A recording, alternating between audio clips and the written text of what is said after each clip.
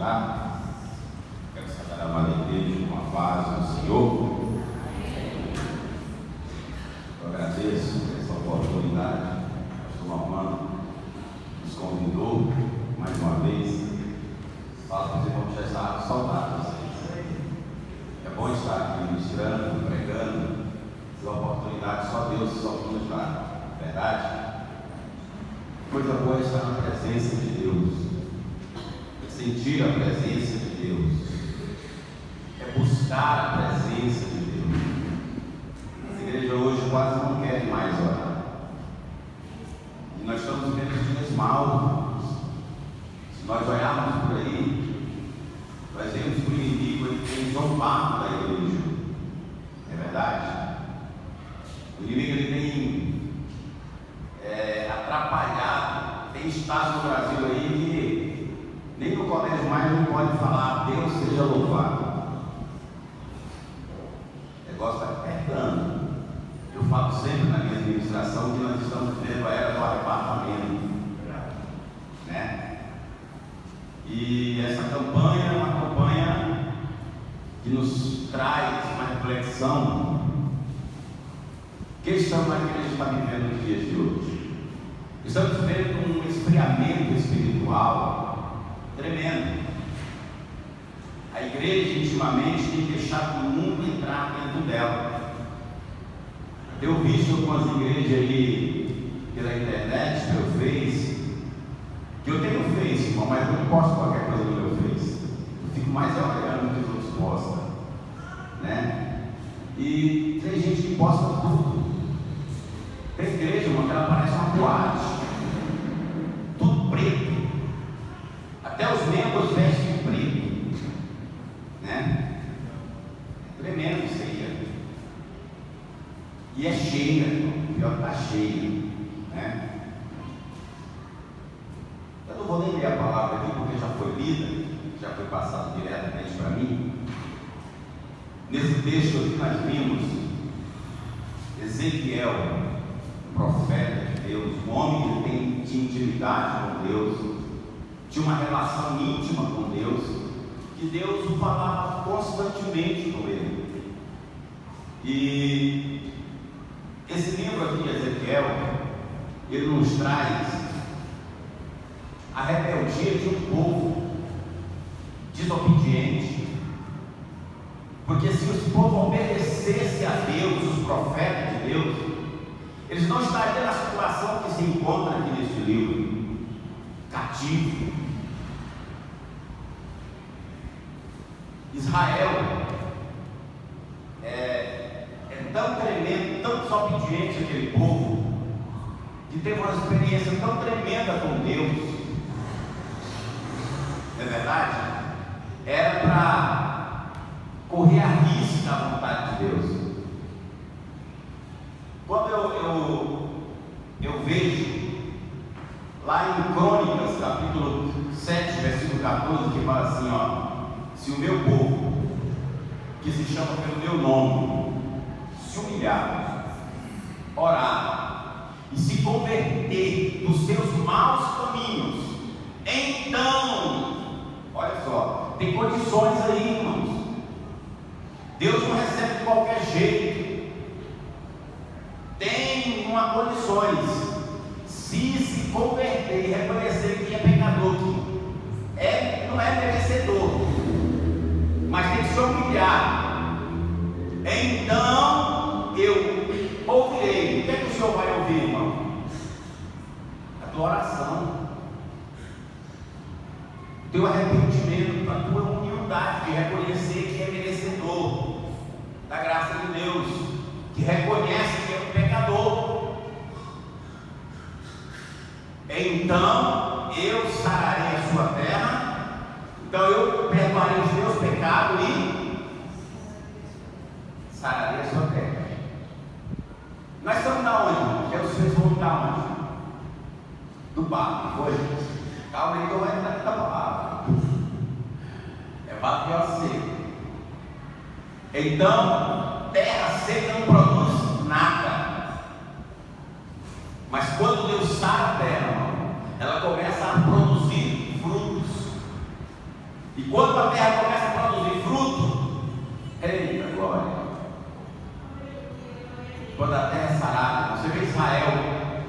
Deus, quando Ele deu Jerusalém para Israel, a terra era improdutiva.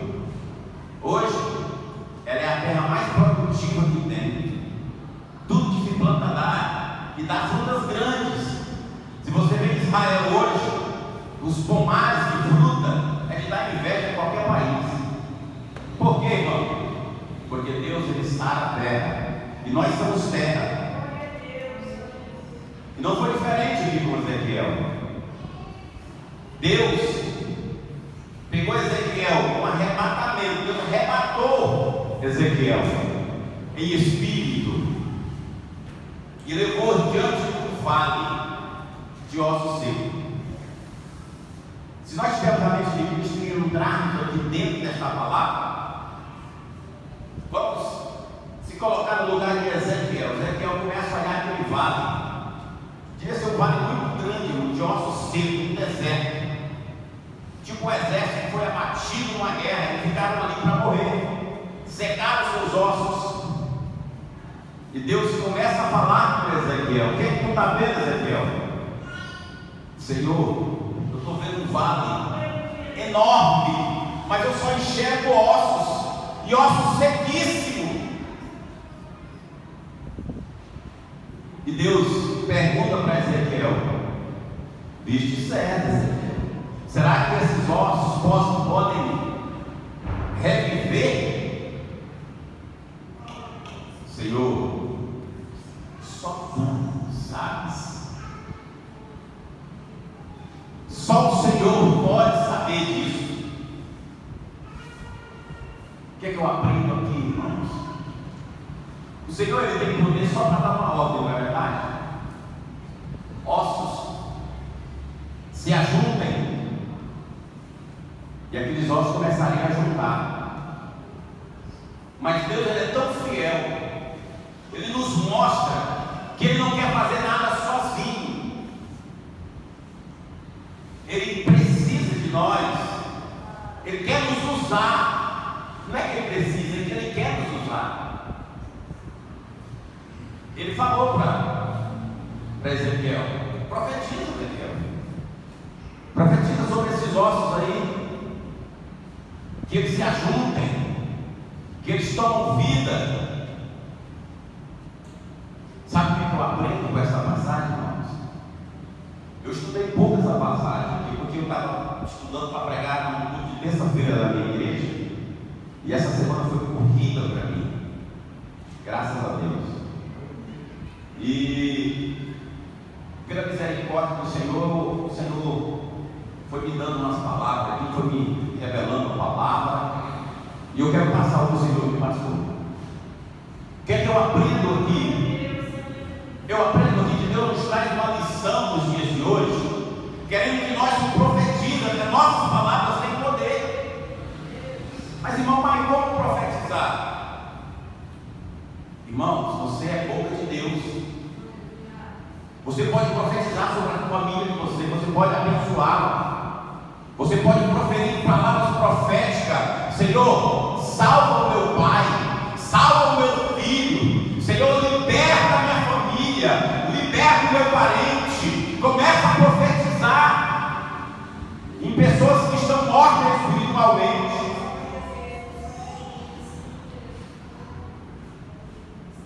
O Senhor ordenou-lhe para Ezequiel: profetiza, Ezequiel. O que é que nós temos falta? O que é que nós, se você está filha espiritual, profetiza sobre a sua vida. Senhor, me aviva. Senhor, me desperta. Senhor, tem misericórdia de mim. Profetiza sobre os teus filhos. Se está dando trabalho, vai lá de noite sobre eles e começa: Jesus, eu profetizo que o meu filho seja uma bênção. Senhor, eu profetizo que o meu filho é do Senhor Jesus. Levanta ele como vaso ungido do Senhor. Você tem essa autoridade, você é profeta de Deus. Deus quer nos usar de uma maneira sobrenatural. Tem que ter fé. E o Senhor falou para Ezequiel: Ezequiel, profetiza.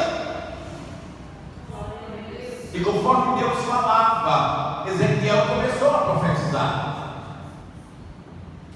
Que está necessitando, mas nós temos atitude diante do Senhor. Às vezes nós estacionamos estacionamos e paramos e não sabemos o que fazer. Às vezes entramos dentro da casa do Senhor e saímos do mesmo jeito, porque não temos propósito, esfriamos espiritualmente e não fazemos nada. Nós não temos força para orar, nós não temos força para consagrar, nós não temos força para ler a palavra de Deus, que é essencial na vida do crente, porque a palavra nos alimenta. E Deus fala para Ezequiel, profetiza. E quando Ezequiel obedece a Deus, que ele fala, ossos, se ajuntem. Começou uma barulheira, irmão, e ossos se juntando. Você já imaginou um vale? Cada osso, às vezes um osso não para lá, outro para lá, mas eles têm que se ajuntar, eles têm que se encaixar um no outro, porque é a ordem de Deus.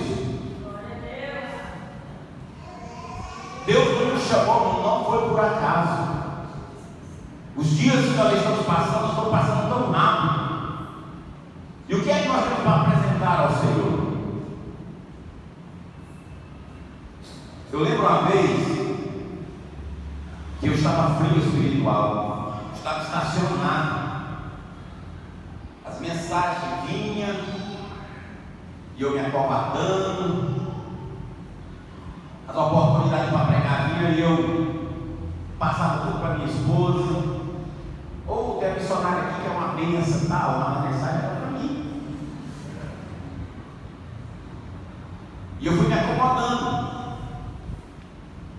De repente Deus toma a minha cunhada, certo dia ela vem sorrindo do Araguaia e vai lá para casa.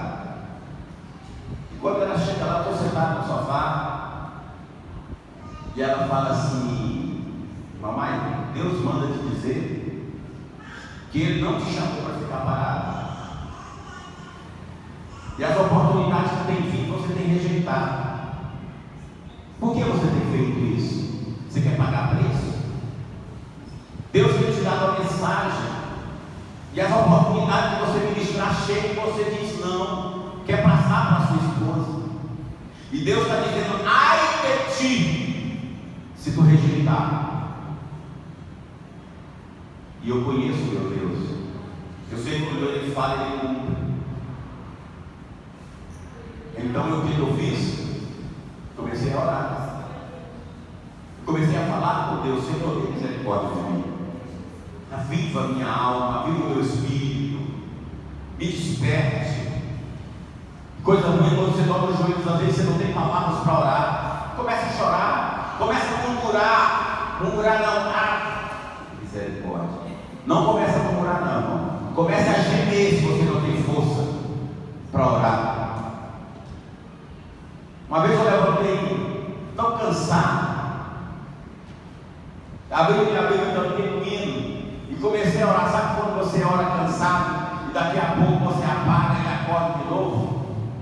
Mas pelo menos eu estava orando nos pés de Jesus. Mas eu estava lá no compromisso, fiz o propósito de orar de madrugada e começar a consagrar a minha vida. E o Senhor foi tendo misericórdia. E as oportunidades de ministrar foram chegando. E Deus foi me provando. E eu não falo mais nada, não. Falar assim, não posso sim.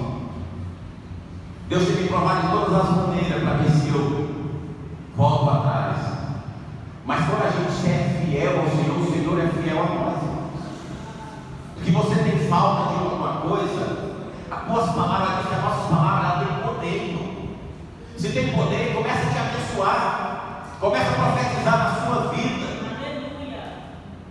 Aleluia. Xalamanaga, nasso, de Galamanai. Xalaragandarabia, Xuriandaramanaia. Irmãos, se nós não ficarmos nos pés de Jesus nos dias maus, nós não vamos ouvir o barulho das trombetas. E nós estamos vendo ela no arrebatamento. O amor de muito tem que se esfriar. Pessoas que ficaram sem compromisso na obra de Deus. Mas quando nós chegarmos lá, e aí? O que é que você vai apresentar? Cadê as tuas obras?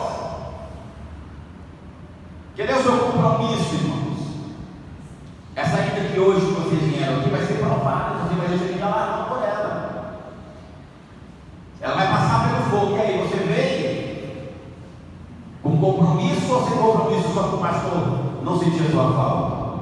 É sério, irmão, a obra de Deus. É sério. Eu tenho uma experiência muito grande em orar pela minha família, meus filhos. Eu tenho 3 filhos homens. E filho homem é uma bênção. Graças a Deus são todos casados. O meu mais velho, ele nem gostava de ir na igreja. E eu comecei a pagar preço por eles. Eu comecei a orar por eles. Eu falei, Senhor, coloca a pessoa certa na vida dos meus filhos. Na minha oração eu comecei a orar, Senhor, coloca homens cheios do teu Espírito na vida dos meus filhos, para que ajude ele a caminhar na tua presença, porque eu consagrei eles dentro do seu altar. Eu não quero ver os meus filhos perdidos no mundo, Pai, mas eu quero ver eles te servindo, porque eu e a minha casa serviremos ao Senhor. Eu profetizo isso direto na minha vida, mesmo que eles não estão todos na presença de Deus, mas eu profetizo, eu e a minha casa te serviremos. E quando nós profetizamos, irmãos, Deus, Ele honra a nossa fé. Hoje de manhã, eu glorifiquei a Deus, porque o meu menino do meio, Márcio, ligou para o Maicon. O Maicon comprou uma casa no Canedo, meu menino mais velho, e perto da igreja. E ele está trabalhando com o pastor. Então todas as vigílias ele está. O pastor carrega ele. E ele não perde um culto. Está lá, aquela fé avivada. O pastor dele é abençoado, homem de Deus. E aí meu menino liga para ele ontem e fala assim, mãe, vou buscar o pastor aí, vou jantar aí. Sabe o que ele falou? Pode vir, mas tem que ir para a igreja primeiro. Depois do culto nós janta. Não posso esperar para o culto, não. Outro dia nós falamos, não, domingo eu vou almoçar na sua casa, jantar na sua casa. Pode vir, mas nós vamos para o culto primeiro. Depois do culto nós jantamos.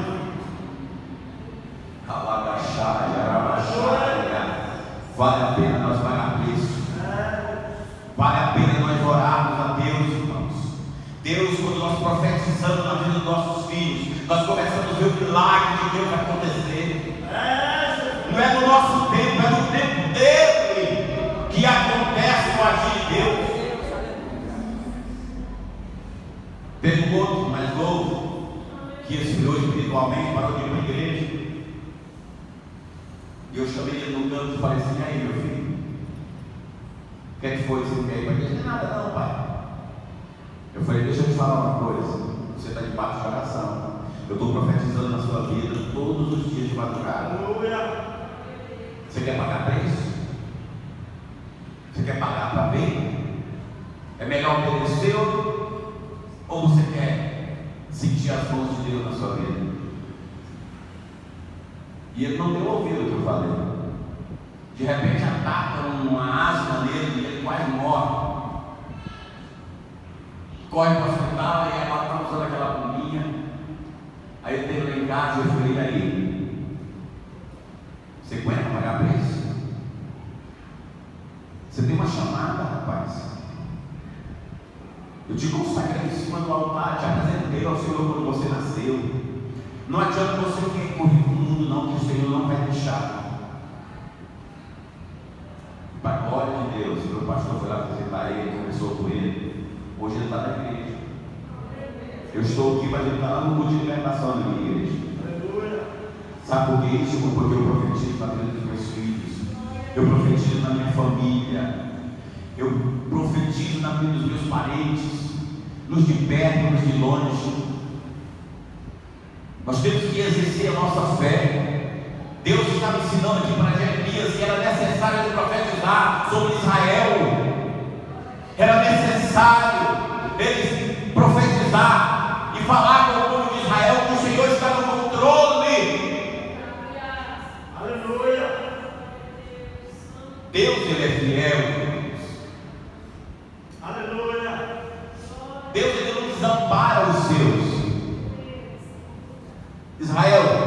se ele obedecesse a Deus, conforme lá em 2 Crônicas, capítulo 14, no capítulo 7, versículo 14, como nós falamos aqui, é tão interessante aquilo ali, irmão. Deus fala tanto comigo naquele versículo, que Salomão consagrou o templo ali e fizeram ali 23 dias de festa, né? Recebendo ali as ofertas, tudo. E aí ele, no começo da festa, ele faz uma oração a Deus. E o que ele pediu na oração, Deus respondeu. Só que teve um porém. Fala, Salomão, tudo aquilo que tu me pediu, eu faço. Faço muito mais. Mas se permaneceres na minha presença, mas se desviarem, eu largarei vocês. Eu entregarei vocês ao ímpio e vocês sofrerão. Mas se vocês se humilharem, o que é humilhar, irmão? Quando a Bíblia fala que é humilhar, é você chegar numa situação e dizer assim: eu sozinho não consigo, eu preciso de Deus na minha vida, eu preciso do Espírito Santo na minha vida, eu sinto falta de algo de Deus na minha vida, sozinho eu não consigo, eu preciso do Espírito Santo na minha vida. Eu tenho que ter a humildade de reconhecer que lá fora, sem o Espírito Santo, eu não consigo, sem Jesus na minha vida, eu não consigo, fica faltando algo na minha vida. Aí Deus fala: olha, se vocês reconhecerem, se humilharem, e depois de se humilhar, irmão, a Bíblia, o Senhor já fala assim, ó, e orar. Aí você tem que orar, você tem que se achegar a Deus, porque quando você está em vida espiritual, você tem que fazer um propósito com Deus, começar a orar de madrugada. Não ore sem propósito, eu aconselho vocês. Aí eu vou levantar de madrugada e vou orar. Você pode nem orar, mas com um propósito é diferente. A Bíblia fala assim: é melhor que não faça, mas se você fizer, você tem que cumprir. Então, quando você faz um propósito com Deus de 7 dias de oração, mesmo que você esteja fraco espiritual, você vai falar assim: não, é um propósito, eu não posso orar aí, eu tenho que orar, mesmo que você levanta ali a trancos e barrancos, mas você levanta porque é um propósito, é um compromisso que você tem com Deus, e Deus vai honrar o teu compromisso, e ainda tem que se arrepender ainda dos seus pecados. Ó Senhor, eu fazia coisa errada, mas eu prometo ao Senhor que de agora em diante eu vou consertar a minha vida, eu não vou mais fazer coisa errada. Então eu ouvirei, né? Que coisa linda quando Deus fala aqui, irmão, você que é tão profundo. Eu sararei a sua terra. Quando Deus sara a nossa terra, nós começamos a dar fruto espiritual. Deus começa a te usar, Deus começa a te usar dos dons espirituais. Deus começa a mostrar, como mostrou para Ezequiel, as visões dos céus, o que Deus quer fazer através de você. E aí Deus fala para Ezequiel: olha, começa a profetizar, fala para os ossos, começa a ter dedo, começa a ter pele,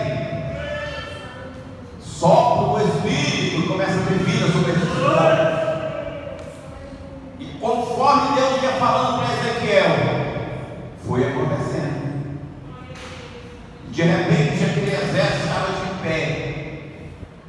E quando aquele exército estava de pé, Deus falou para Ezequiel: olha, Ezequiel, do mesmo jeito que tu está profetizando aqui, eu quero que tu fale para Israel que eu vou cuidar deles. Olha que Deus tremendo. Deus permite levar Israel para o cativeiro. Aí Deus toma do seu profeta e manda dizer para Israel: olha, Deus é conosco.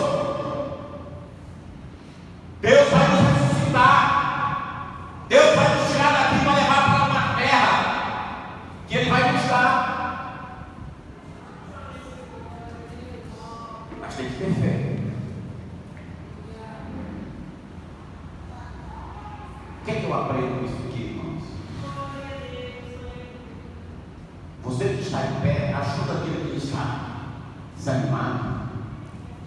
Não critique ele, não. Ore por ele. Consagre por ele. Já contei um testemunho aqui, irmão. Tem um pastor que levantou a mão contra mim. E o irmãozinho falou assim: mamãe, vamos largar esse homem. Eu falei: não, está errado. Nós vamos orar com ele. Orar para ele, irmão. É orar para ele. Não orar não, irmão, porque o irmão está judiando de nós. Vamos orar para Deus abençoar o ministério dele. Ele ficou meio contrariado. Deus, ele trabalha o contrário de nós, irmãos. Eu tinha a chave da igreja. Nós morávamos em Porongatu. E eu pegava as caminhonetes emprestadas, enchia de cliente e ia lá para os matos Jota, para as fazendas, os cultos na fazenda, pensa nos cultos abençoados. E eu chegava lá, irmão, com aquelas caminhonetes cheias de canela de fogo, e era aquele culto abençoado, sabe? Os irmãos se alegravam, faziam alvorada. Quem sabe o que é alvorada aqui? Quem sabe o que é alvorada? Alvorada que a gente fala é aquela serenata. Você pegava os chus, pegava aqueles irmãos de madrugada nas fazendas. Nós chegávamos pé por pé e de repente começava a tocar o violão e cantar os hinos, né? Acordava o povo cantando louvor de madrugada, 3 horas da manhã. Então nós fazíamos esse trabalho. E o pastor ficou com ciúme de nós, porque nós estávamos trabalhando, ajudando a obra do Senhor, num horário que nem atrapalhava o nosso culto. E o pastor falou para nós assim: ó, a partir de hoje vocês estão proibidos de fazer isso. O irmãozinho quase se desviou. E eu falei para ele assim: calma, vamos falar com o Papai do Céu. Nós tínhamos a chave da igreja, nós começamos a orar das 4 às 6 da manhã, 2 horas de oração de madrugada. Falou: nós vamos fazer 7 dias de jejum e orar para que Deus possa abençoar o nosso pastor. Irmão, antes dos 7 dias o pastor chegou chorando em nós. Eu não sei o que Deus falou para ele, mas ele chegou chorando, pedindo perdão para nós, antes de terminar a campanha. Irmãos, me perdoam, em nome de Jesus. Vocês podem fazer a obra de Deus conforme Deus colocar no coração de vocês. Vocês têm a minha bênção. Já imaginou, irmão, se eu vou contra o meu pastor? Já imaginou se eu não oro para Deus abençoar o ministério dele? Foi mais fácil, porque daqui agora eu tinha mais a bênção dele para fazer a obra de Deus. Então o segredo, irmão, é orar, é buscar, falar quem é o dono da obra. Aleluia, Jesus. Uma vez o presidente chamou nós, porque o pastor que dirigia lá na Vercal, ele se rebelou, ele saiu e carregou quase a igreja toda. Ficou 7 meses. O pastor chamou eu era auxiliar e um diácono. Falou assim: ó, eu vou postar você lá na igreja lá, você vai tomar de conta da igreja. Aí eu cheguei lá, né? Vamos postar. Aí o outro falou assim: e aí, o que é que vamos fazer agora? Falei: vamos falar com o dono da obra. Vamos cair na oração. Aí começamos a orar. Falei: o Senhor nos enviaste aqui. A obra não é minha, a obra é do Senhor. Mas o que eu quero pedir para o Senhor é algo, Pai amado. Comece a enviar crente, comece a enviar, Senhor, almas, para que nós possamos te louvar. Senhor, quantos obreiros estão aí sem congregar? Quantas pessoas estão aí sem congregar? Porque comece a enviar eles para cá. E começamos a orar, irmão, pedindo: Senhor, eu preciso de pastores, eu preciso de evangelistas, eu preciso de presbíteros, eu preciso de auxiliares. Sabe o que aconteceu? 7 dias depois, Deus mandou um pastor com 4 filhos, tudo tocador. Era 7, já começou. Com 40 dias, chegou um presbítero com 10 filhos. Começou a encher a igreja, irmão. Irmão, com 2 meses, nós estávamos com 78 crentes. O que é isso, irmão? Oração. Você profetizar. Você falar para Deus e começar a profetizar: Senhor, eu preciso disso. Senhor, eu profetizo. Senhor, envia isso em nome do Senhor Jesus. Nós temos o poder, Deus mostrou aqui para Ezequiel, que nós possamos profetizar no nome de Jesus, irmão, que vai acontecer. E conforme Ezequiel profetizou, aconteceu em Israel. Olha onde Israel está hoje, irmão. Olha a potência que é Israel. Quando Deus está no controle, irmão, vai tudo bem. Não deixe Deus sair do controle da sua vida. Eu não sei qual é o teu propósito, mas aproveite essa campanha abençoada. Termina 9 horas? Estou vendo um tempo agora, porque estou pegando frio lá dentro da igreja, lá para terminar o tempo, no horário certo aqui, eu tenho que cumprir, né? A hora passa rápido. Então, irmãos, essa campanha Deus vai estar falando conosco de uma maneira tremenda, porque ela falou comigo. Quando eu estava lendo esse texto aqui, eu vi que Deus, Ele quer nos levantar uma geração de profetas. Ele quer levantar uma geração que tenha experiência com Deus, que tenha fé, homens e mulheres cheios do Espírito Santo. Está vendo esses bancos vazios aqui? Vai depender de você, de mim e de você. Eu conheci o testemunho de uma irmã, de um irmão que cuidava da igreja, e ele orava todos os dias profetizando nos bancos: Senhor, enche essa igreja, abençoa, papai, traz as almas. E começava a orar, a limpar os bancos e orar. E Deus começou a encher aquela igreja. E o pastor achou que ele era que estava enchendo aquela igreja.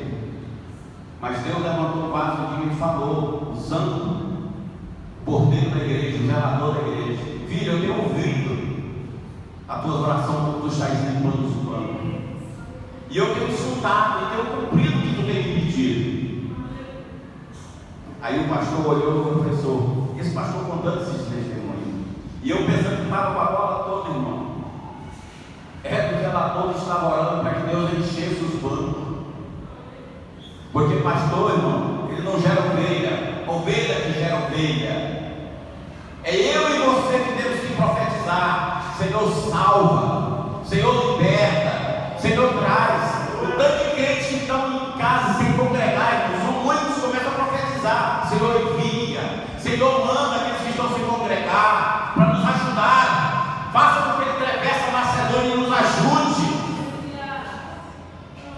E chegando aqui, irmão, não fica com ciúme não, porque você orou. Sabe o que aconteceu lá na nossa igreja uma vez? Eu oro muito para Deus mandar o obreiro, até hoje. E Deus começa a mandar os obreiros. Nossa igreja lá vai chegar a ter 40 e tantos obreiros de público.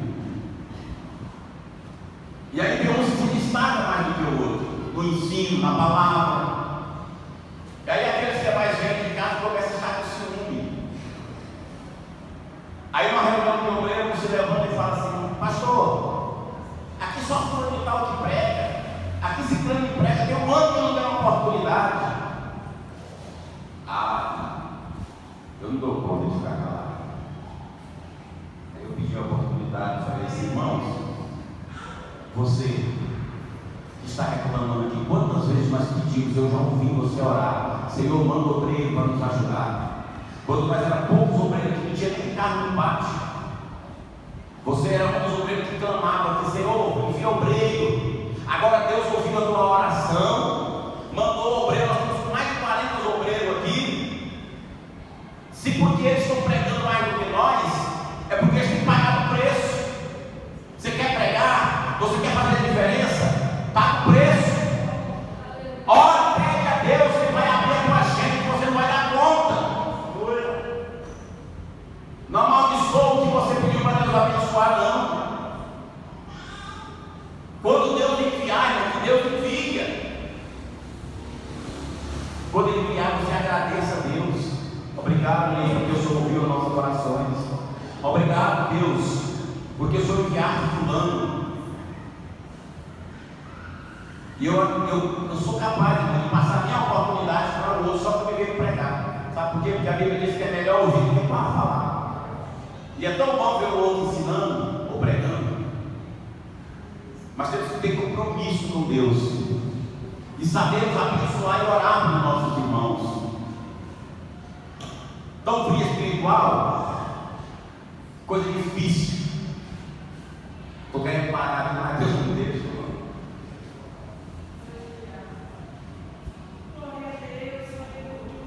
Xalaganados, seu decaramanai. Em vez de nós criticarmos, faz um jejum por ele. Está dando trabalho, abençoa ele. Entra no teu quarto e fala: Senhor, abençoa meu irmão, tem misericórdia dele, Jesus. Ele está fraco espiritual. E quando nós estamos fracos espiritual, nós não temos força para orar, nós não temos força para buscar, mal temos força para estar dentro da casa de Deus. Às vezes ele quer vir, isso já aconteceu comigo, mas não temos força, irmão. Quando nós esfriamos espiritualmente, se não for os intercessores, a intervenção de Deus, como Deus fez em Israel aqui, isso aqui foi uma intervenção de Deus no povo de Israel, mostrando para Israel que Deus estava pronto para socorrer eles. Mas só que Deus, Ele tinha o poder de tirar eles de lá, uma só palavra de Deus. Mas Deus queria que os profetas profetizassem, pagassem preço por Israel. E Deus quer que nos dias de hoje, eu e você, que às vezes estamos mais de pé, que ainda temos força para orar, ora pelos nossos irmãos. Eu não canso de orar pela minha igreja, irmão. Eu oro por cada departamento da nossa igreja, eu oro por cada liderança, para que Deus dê graça, dê sabedoria, dê graça, dê estratégia para eles tocar aquelas lideranças como Deus colocou. Eu consago por eles, eu oro por eles, para que Deus não deixe eles esfriar espiritualmente. Esse é o nosso papel, é isso que Deus quer, irmãos. Deus quer que eu e você profetize sobre aqueles que estão mortos espiritualmente, já vem dormindo o sono da negligência.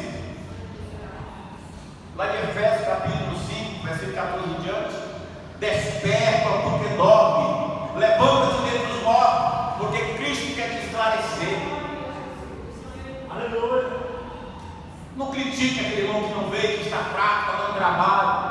Critique não, eu oro por ele, que você vai ver Deus ressuscitar ele, Deus despertar ele, através das tuas orações, do teu jejum. Não precisa nem saber não, só você e Deus.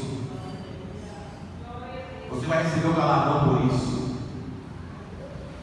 e a alegria sua vai ser grande quando você vê ele aqui na frente testificando.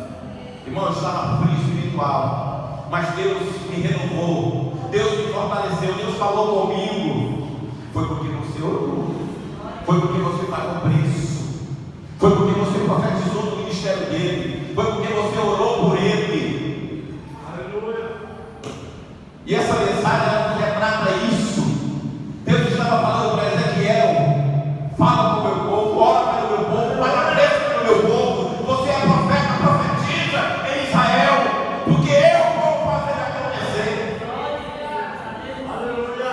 Mas Deus quer que eu e você profetiza sobre os que estão mortos espiritual, porque Deus vai ressuscitar.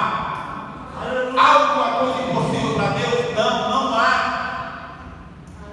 Mas precisa que eu e você profetizar e crer que Deus vai fazer, porque Deus é fiel para fazer. Amém? Glória a Jesus.